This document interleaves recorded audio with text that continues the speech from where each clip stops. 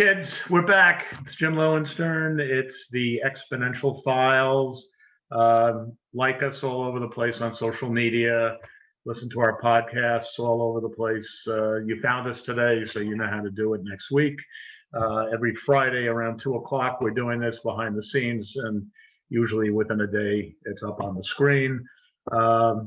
Today we have Andy Coleman as my guest. Andy's with EXP Realty, as pretty much everyone who's ever been on the show so far has been with EXP. And welcome, Andy. Hey guys. Yeah, thank you so much for having me on. Yeah. So let's just start at the beginning. How many years have you been in the business? How many years with EXP? Where were you before? Yeah, we'll start from back about 3.5 years ago. It was basically the very end of 2019. That's when I got into real estate. So before that, I wasn't doing real estate whatsoever. I just moved down to Florida about 5 years ago, and maybe 2 years prior to get my real estate license. I was doing something completely different. Never was doing any kind of real estate or really any kind of business like this whatsoever. It's completely different. So it was a big shift and change for me once I got into real estate. So for me, I was brand new in a brand new state. I didn't have a network built up, no sphere of influence. I had nothing. I maybe knew 5 people, I think, in Florida total. So it was tough for me when I first started, real estate. And EXP, believe it or not, was the first company that I joined, and it will probably be my only company because it doesn't look like I'm going anywhere anytime soon. I really love EXP and all the benefits that they give me, which I'll get into a little bit later. But yeah, once I started doing we go over them every week. You do? Okay, so I won't even talk anything. Okay, I won't tell you all that. But yeah, no, I genuinely do like the company, though. It wouldn't even be a sale, I'm happy here. So basically, once I started real estate, I had to find my own way because a lot of people out there, especially when I started with sphere of influence, call everybody pick up your phone, dial. I said, I don't know anybody. Everybody's back in, Connecticut, New York, Massachusetts. Like I'm from the Northeast. I didn't know anybody down here. So I didn't have a, easy path to making success during, my first year or so of real estate, which is really important because a lot of people fail in real estate in the very beginning. So I didn't want that to happen to me. I didn't want to be another number. So I did a totally new approach, and it's the rental strategy. So I'm sure none of you guys really do any kind of rentals whatsoever. It's very unique. 99.9% of agents turn down rentals. They don't like doing them. They say it's a waste of time. You're not going to make any money. But I completely think that's BS because I made an entire career out of it, and very quickly. So did you guys want me to go into my first couple of years? Let's say, Andy, I agree to a degree, don't agree to a degree. A lot of agents do rentals. They hate rentals, and they don't make enough money doing rentals. So it sounds like you figured out a way from starting at zero, going to 100 miles an hour quickly, doing rentals very fast and making money. So explain how you did it. What was the process? Okay, so I'll go back to year one. So it was basically December of 2019. That's when I really started, which is basically 3.5 years ago. And I was doing what I call the any broker advertise strategy. So it might be different. I'm in South Florida. I don't know if I said that before, but I'm in South Florida. So we have something in our MLS called any broker advertise. If it says yes, I'm allowed to advertise that property. It's not a big deal if, you're out there and you don't have anything like that in your MLS. It's kind of uncommon, but you could just obviously you just ask for permission from the listing agent, as opposed to just having permission given to you in the MLS. So that's my basic strategy, is taking these listings that are in the MLS, as long as you have permission, obviously. And then I put them on Facebook Marketplace as courtesy of Remax, courtesy of Keller Williams, whatever. And then I say, hey, please contact Andy Coleman. I won't go into the details. You can actually check out my YouTube channel. I break this all down. It's just Andy Coleman, my YouTube channel. Go check it out. I break down all of my strategies. So I won't really talk about that, but I will talk about how I actually did it and got to where I am today. So basically started posting these listings, and I got success really fast. Within my first probably couple days, I started getting leads coming in. And I'm talking, probably a dozen, 2 dozen leads in my first couple of days of doing this. And I was like, okay, now let me learn how to talk to these people. Let me learn how to open a door. Let me learn how to do a rental, write a contract. I knew nothing whatsoever. So I did, pick it up pretty quickly. And as I started picking it up, the leads kept flooding in. I started posting more and more listings. And the more listings I would post, the more leads I would get. At my peak, I was getting about 200 leads per day. That's a lot of leads. And yes, they are all rental leads, but that's, it's a lot to manage. So in my very first year, I didn't really know how to handle that kind of volume. I was still learning. I wasn't treating this as a business in my first year, which was a mistake. So my very first year doing this, I still ended up doing. Let me ask you. Oh, yeah. You did this all trial and error. You were not mentored, coached, nothing.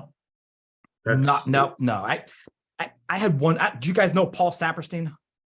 The auctioneer in Massachusetts. No. A Florida realtor. He's actually top 50 realtors in the entire country. I did a podcast with him, which I'll put up.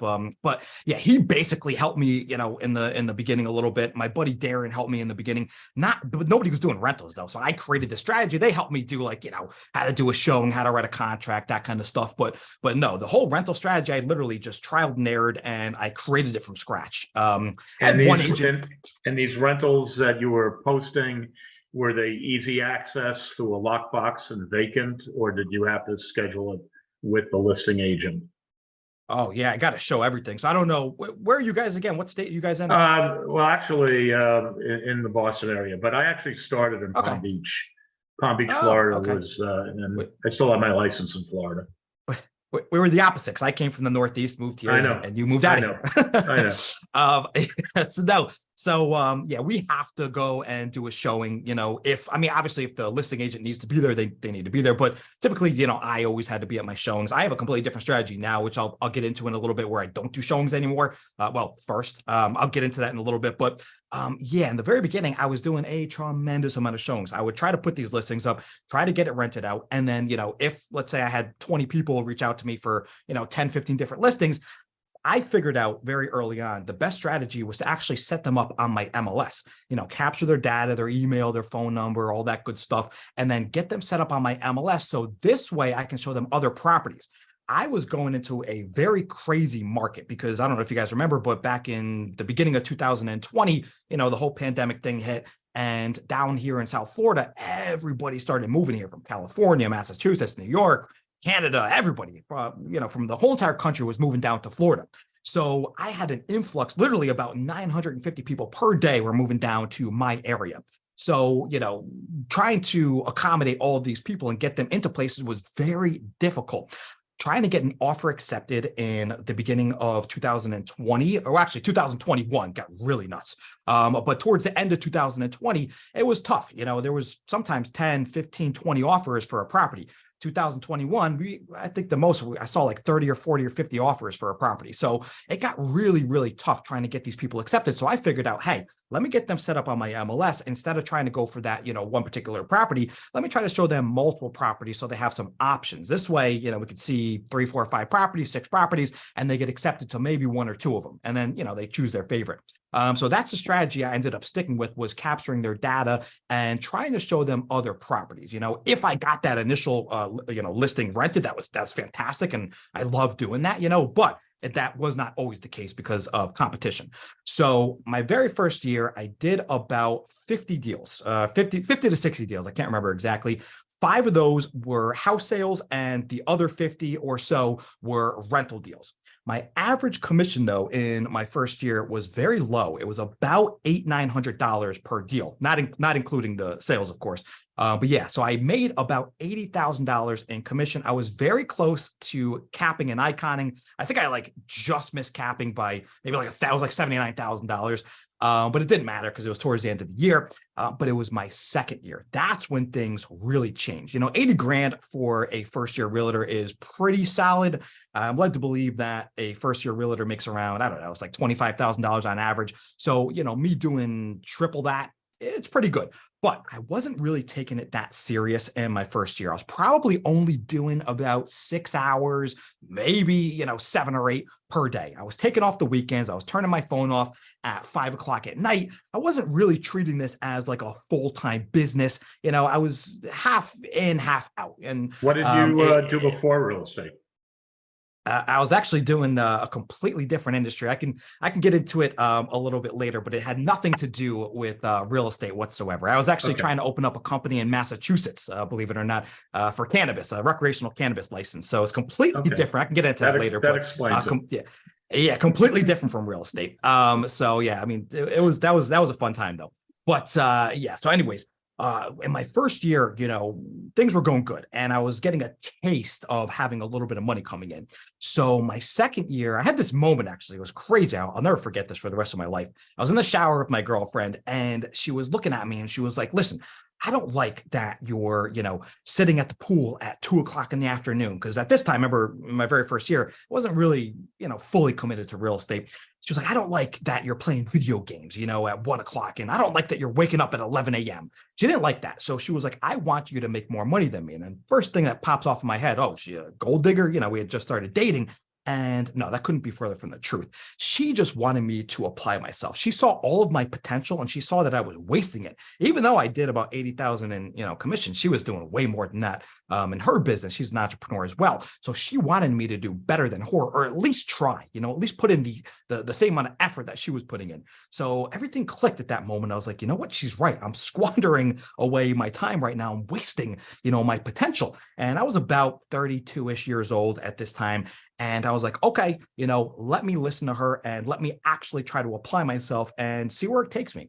And oh my God, it took me to the stars. So the very next day I was like, all right, I'm going to work 12 hours today. So I did. I started working about 12-hour days. I stopped turning off my phone at 5 o'clock. I started working on the weekends, and all of a sudden I started getting way more leads coming in, and I started having way more deals that I was starting to close and actually, get paid on, because in the very beginning I was maybe doing, 4 or 5 deals a month. And then that changed completely. I started doing 10, 12, 15, 20 deals in my second year. I was doing a lot. My average commission started to go up because I got a little bit smarter from all that trial and error. So I was probably doing about on average $1,400, maybe $1,500 for my average commission in my second year. And it equated to 180 deals. Most of those were rentals. Maybe I did another 5 to 8 house sales, but most of those were rentals. And I ended up making about $250,000 as a second year realtor, which is not too bad. I don't know what you guys, if you guys think, what you think about that kind of strategy, for a second year realtor, but it changed my life completely. Making $250,000 in a second year in a career, it just opened up my eyes to the potential of real estate. I didn't even realize you could make that much money that fast. And you were still just doing this through Facebook Marketplace? Facebook Marketplace. Yeah, that's it. Just taking listings, putting them up there, trying to get that listing rented. If not, trying to set them up on my MLS and then showing them other properties. And it worked phenomenally. So I was like, okay, now, this is working. When you say your MLS, you're talking about your CRM probably in your MLS. Just we have Flex MLS, Beaches MLS, whatever, it doesn't matter to the name, but literally just you log in your MLS, and find all your properties. I was doing it from my MLS because if you guys got a listing in your MLS, you could reach out to the listing agent and ask them if you can advertise it. If you don't have any kind of permission granted in your MLS, you can just reach out for permission. So no, it's my actual MLS where I'm just literally performing a search as if I'm a tenant, or a client of mine, saving it for myself and taking the good listings and then putting them up on Facebook Marketplace. So yeah, I wasn't using any kind of Zillow Premier or KV Core or anything like that. Like I said Facebook before, Marketplace for our audience costs how much? Zero. Absolutely excellent business strategy. It's free. So yeah, I was spending nothing for marketing whatsoever. And, I think in my second year, I was having some great months. I would have like a $20,000, $30,000, $40,000 a month. I can't remember exactly my second year. I do remember my third year though, but yeah, I was having some fantastic months. And after I got that taste of success, I was like, okay, well, now what if I put in, because believe it or not, this wasn't my maximum effort, working 12 hours a day. I was getting to most of my leads. I would have weeks, literally like 2, 3, 4 weeks go by where I would not be able to get to my leads because, or like all of my leads, because I was so inundated with business. I had too much going on and I couldn't handle it all. It's too chaotic. So Andy, sorry to interrupt. Did you find yourself bringing multiple groups to see an apartment at the same time? Yeah, I would literally set up showings like I would have sometimes up to 4 different groups of people for one property, and I would set it up like an open house. Yeah, it's literally like an open house for a rental deal. So this was in the peak of the market. You know what I mean? This in my second year. This is, I think, 2021, if I'm not mistaken. And yeah, it just started getting absolutely bananas in terms of how many offers and how many people were moving here. It just got crazy. So yeah, I would have with all that competition in the marketplace, what tricks did you use to get your offers accepted? Okay, so yeah, I learned all the tricks, obviously. So this is what I was going to talk about a little bit. What I started doing towards the end of my second year into my third year, I stopped doing showings. So that's my biggest trick is I literally I refused to do a showing before they have done an application. I use Rentspree, you could use Zumper, Smart Move, whatever the hell you want to use, doesn't matter. Just do what I did. I just did an application for that client. They would pay for it. I wouldn't charge anything at first. I'll talk about this in a little bit because I did start charging for applications at a point, but it didn't work. And I was losing more business because they didn't want to pay that extra fee. I did make a few $1,000 though. But anyways, yeah, I was having them do the application first, the credit background eviction report, rental application, send me their proof of income, their driver's license. I would write up a contract to lease, an offer for the property, and I would blast it out to as many properties as they actually liked. So this was a reverse strategy to where we would put the offer in before we saw the property. And then if they got accepted, which was a big if, because there was a lot of competition, then I would call them up and be like, hey guys, we got to go and see this property right away. You just got accepted. They have 20 other offers. We got to see if you like it. And then 9 out of 10 times they would like it because, you know, on a competitive property like that, it's going to, because 9 out of 10 times, because 9 out of 10 times in a hot market where there's absolutely no choice. So they have a choice of living in, you know, either their parents' house, Motel 6, or Airbnb. Yeah, yes. Exactly. Yeah. So what was the choice? Okay. Smart. Yeah. Some people, I gotta say, some people did get picky and it would frustrate me because, you know, there would be like one little thing wrong and they'd be like, nah, maybe not. Maybe I will. And they regretted it too, probably, because it wasn't that easy to find perfection.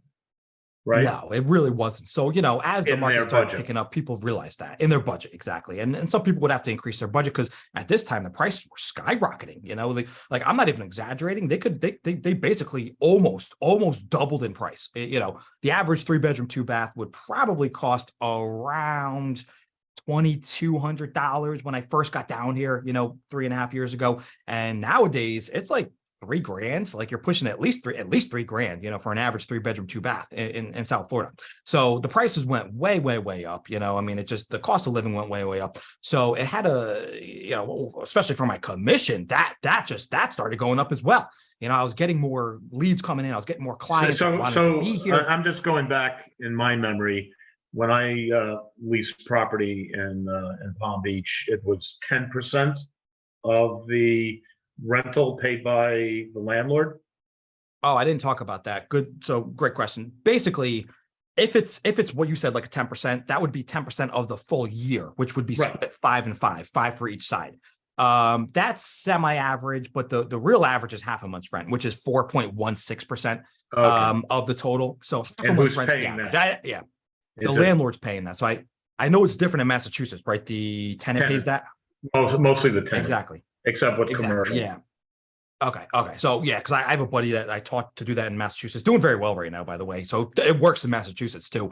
I'm teaching agents all over the country how to do this. California, Texas, Arizona, Massachusetts, Jersey, different parts of Florida. It's working everywhere, and the majority of landlords actually pay the commission. So it's a unique that Massachusetts does not have the landlord pay, but most of the country, check your MLS, you know, if you're watching this right now, see what rentals pay. But yeah, it's a phenomenal strategy because you can make a ridiculous amount of money doing rentals. And the strategy is life-changing. Just getting the application up front.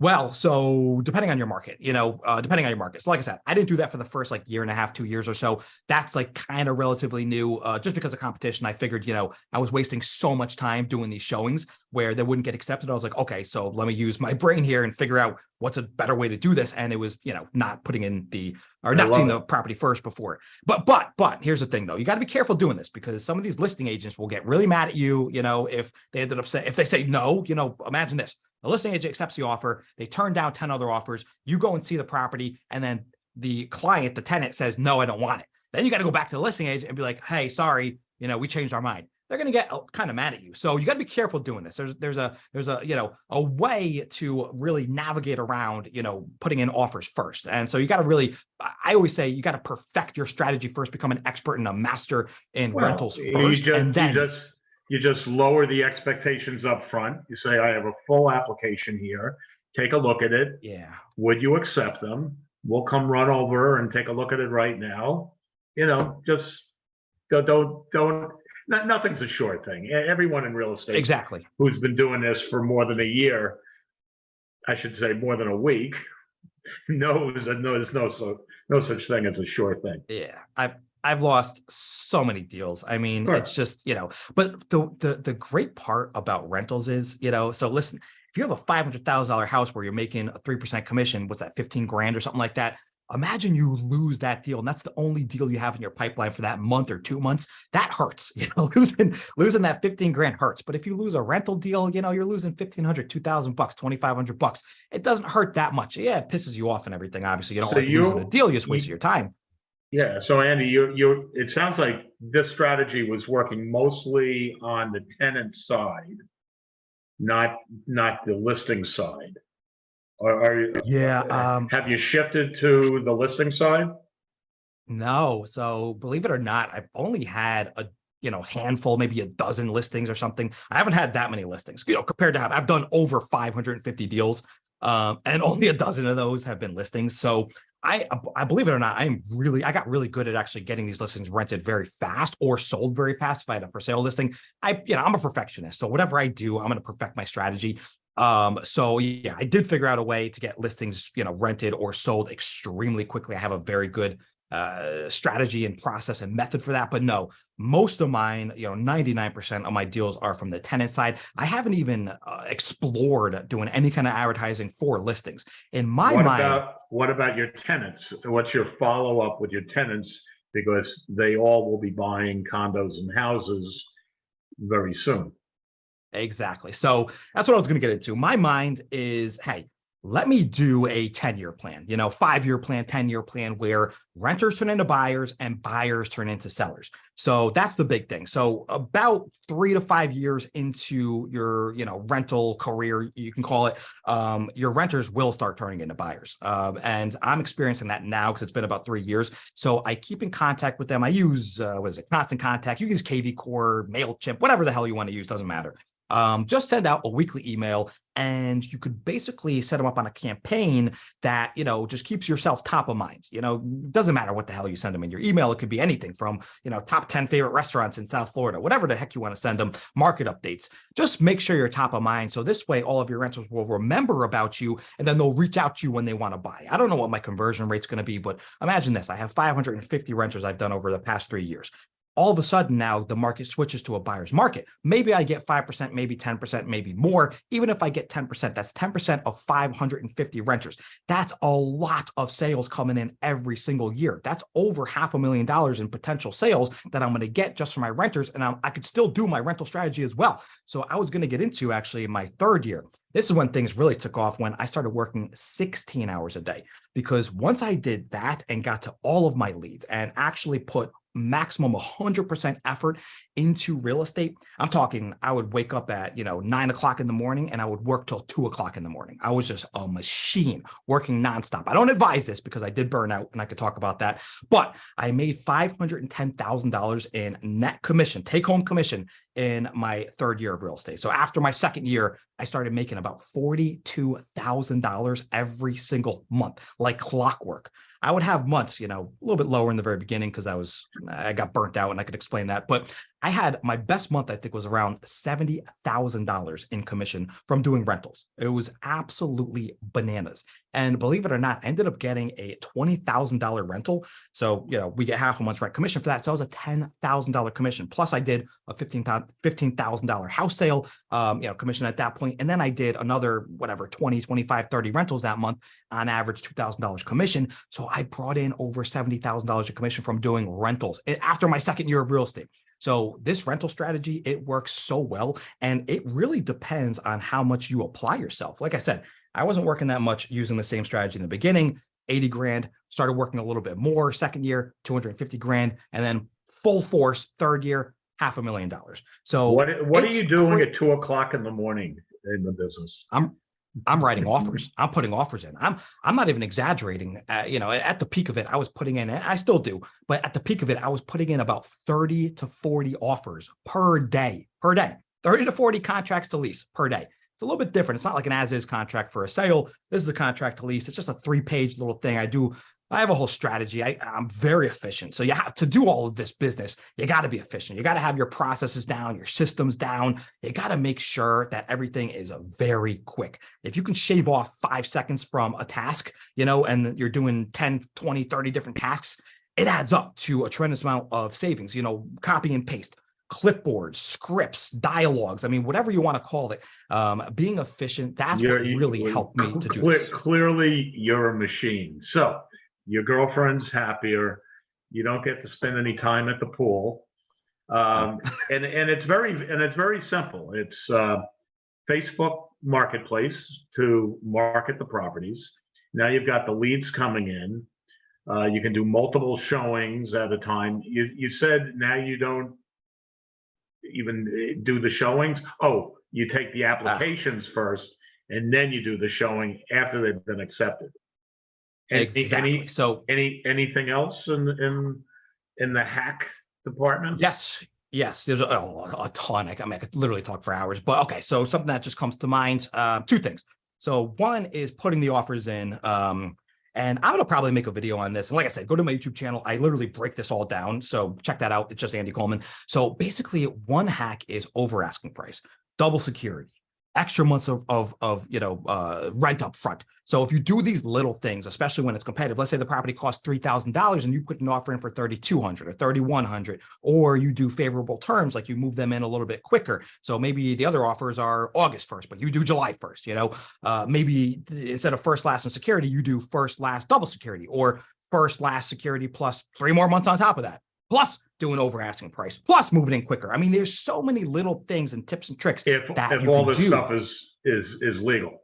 I mean, I'm sure. It's all legal. Yeah. Well, you can put in whatever offer you want. I don't think you can do double deposits. I mean, we can't even take pet deposits in Massachusetts.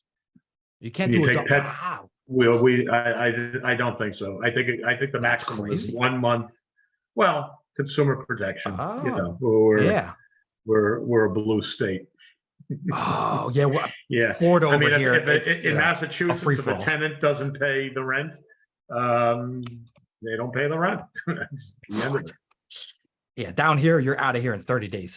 You get evicted like that. No, it's completely different. I mean, yeah, obviously check your laws and check your guidelines. I mean, you could always do advance rent then, just pay an extra few months up front. You know what I mean? I mean, there's ways around it. But yeah, I mean, there's things like service animals. So, imagine somebody has a pit bull. I mean, trying to get that accepted to an HOA is a nightmare. So one of my strategies would be, hey, check out the 1988 Federal Fair Housing Act. Register them as a service animal or support animal. Then HOAs can't discriminate against you and they must provide reasonable accommodation. So there's little hacks like that, I just have all these little tips and tricks that I would use, and it works so well because I would get a lot of offers accepted. Now, don't get me wrong. I would get a lot of offers denied. I would get the majority denied. The majority of my offers, I think I put in maybe about, I would have to say, I don't know, 30 a day. What's that, like 900 or something, 800, 900 per month. And I was only doing about, 20 to 30 deals per month. So the majority of my offers would not go through. So it's a numbers game. It's a volume game, but I can get these offers in lightning quick. I'm talking, I can put an offer in. I time myself within 1 minute, 60 seconds, or maybe a minute and 60 seconds, or sorry, a minute and 30 seconds. That was my average where I would be able to put an offer in. So if I was putting in 10 offers, that would take me about 15 minutes to put in 10 offers and, 30 minutes for 20 offers. So I was putting in offers very, very fast. I was doing a copy and paste, where I was copying and pasting pasting on my app files and my clipboards and all that stuff. I was sending out text messages from my computer that was linked to my phone. I would have things where I would just, be so efficient that I can do that. I could put in 30 offers in 45 minutes, So all those kind of little, I got another good one too. So aside from offers and we're coming up on the end of the show, so make this one quick. Yeah. So basically follow-ups. Follow-ups are very crucial. Do follow-ups, just go through your previous day's text messages, emails, whatever you got to do from your previous day and follow up with every single person that you talk to. That probably added about 20 to 30% to my business. And last thing too, so what I did now, so you don't have to, bust your ass for, years on end. And yes, the money's great and everything like that. And yes, your renters turn into buyers. So you're going to double, triple what you're making every single year. But here's the thing, you could actually hire a team. I have agents that work under me. I have agents that I'm recruiting right now. I'm building a team and I'm teaching everybody how to do this. So you don't have to do it alone. I hired a virtual assistant. I got into making YouTube videos right now. I'm doing content creation. I'm on Instagram. Follow me at the Andy Coleman. So yeah, you don't have to just do, real estate as a realtor. There are so many other options. You can start learning about investing in properties. I mean, we're going to end the show. We're going to end the show on this one. So Andy, you're an Icon agent twice, I guess. Three times. 3 times. Okay. So for people that don't know what that means, Andy did 80,000 gross commission income. Then he did another 20 transactions. Or more. Yeah, 25,000 after. Yeah. Okay. So the cap, which is 16,000 each year paid to EXP, you can get that back if you're an Icon agent in company stock. So let me see your face, Andy. In the last week, EXP stock has done amazing things. Yeah. So you took a look at your account and you went, oh yeah, holy moly, that was doubled. Yeah. Doubled. That's the craziest part. I got some of this stock, that 16,000 in stock, multiple times, and you at were like getting $10, $11 a share. $10, $11. Yes. So truly, EXP stock, when it goes down, it gets cheaper. People, I love it. And they go, what does that mean? Well, we're getting X number of shares per dollar, and when the stock goes out, we get more shares. Well, if it was a company that wasn't making money and wasn't going anywhere, if the shares went down, you'd say, well, they could go down to zero. This company's not going down to zero. When I joined the company 3.5 years ago, we had 30,000 agents. Today, we have 88,000 agents. I mean, in 3 years, the growth rate of EXP is phenomenal. That's why I'm not going anywhere. And you just got to imagine. They've come back too. And they come back? I track them. The ones that leave, I mean, if they're doing any business, of course they're going to come back. There's no place they're going to make more money. No, because you could make over 100% commission. I actually did a video on this about making over 100% commission, which is absolutely bananas. You got to imagine you have, $16,000 in stock that you're getting every single year. Plus you take the 5% of your commission check, you get a 10% discount on it. You could have, hundreds of shares, thousands of shares every single year. And how about if they double, triple, quadruple in price? You're making over 100% commission. And they pay a dividend. And they pay a dividend and revenue share, and we're not going to go into it. Revenue share. We're up to close to 60 shows here. We've had Glenn Sanford, we've had Jason Guessing on the show. I was a guest on his podcast a couple weeks ago, actually. Glenn Sanford, he's a great guy. Really like him. Yeah. Well, this is a great show. Thank you so much, Andy Coleman. You're very welcome. With eXp Realty for enlightening us in the wonderful world of Florida rentals. And this is Jim Lowenstern, your host of the eXponential Files. We're signing off for today. Check us out on all the podcast channels, Apple and Spotify and whatever else is out there. And we'll see you again next week. Thanks, and have a great weekend.